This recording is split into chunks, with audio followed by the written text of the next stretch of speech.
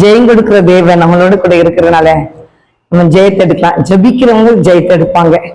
இயேசுவ பிள்ளைங்க ஜெபிக்கிறவங்க, விசுவாசிக்கிறவங்க, இயேசுவை விசுவாசிக்கணும், ஜெபிக்கணும், ஜெயம் எடுக்கணும். அதான் கிறிஸ்தவ வாழ்க்கை. விசுவாசிக்கலனாலும் ஆசீர்வாதம் வராது, ஜெபிக்கலனாலும் ஆசீர்வாதம் வராது. நீங்க என்ன சொல்லுங்க, ஏசப்பா பிள்ளைங்களா நீ இருக்கணும், ஜெபிக்கணும், விசுவாசிக்கணும். ஏசப்பா என்னை ஆசீர்வதிப்பார், என்னை உயர்த்துவார். என்னை நீங்க என்ன ஆசீர்வாதத்துக்கு வரணுமோ அதை நினைச்சு நினைச்சு டெய்லி ஏசப்பா ஜெபம் பண்ணி இருந்தீங்கன்னா அந்த உயர்வுக்கு ஆண்டவர் கொண்டு வந்துடுவார். கவலையே படாதீங்க, வருமானத்தை வச்சு கவலைப்படாதீங்க.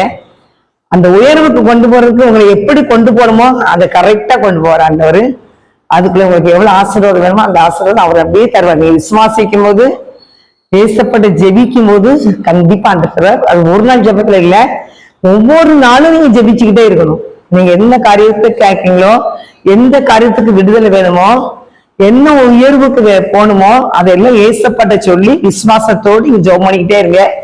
திடீர்னு நீங்க நினைச்சு பார்க்காத அளவுல உங்களை ஒரு நாள் உயர்த்துவார்.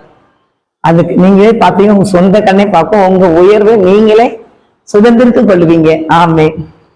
ஜெயம் கொடுக்கும் தேவனுக்கே கோடி கோடி ஸ்தோத்திரம், வாழ்வழிக்கும் விசு ராஜாவுக்கே வாழ்நாள் எல்லாம் ஸ்தோத்திரம்.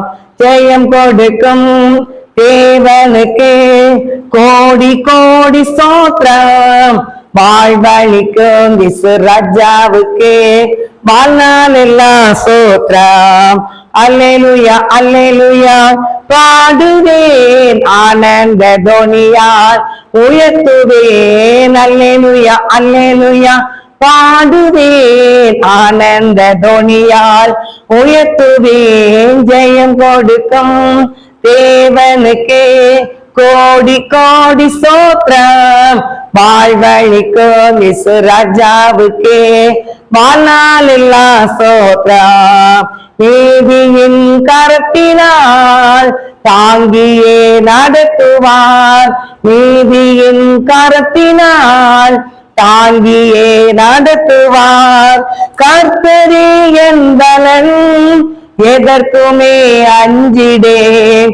கர்த்தரே என் பலன், எதற்குமே அஞ்சிடேன். ஜெயம் கொடுக்க தேவனுக்கு கோடி கோடி ஸ்தோத்திரம், வாழ்வழிக்கும் இயேசு ராஜாவுக்கே வாழ்நாள் எல்லாம் ஸ்தோத்திரம்.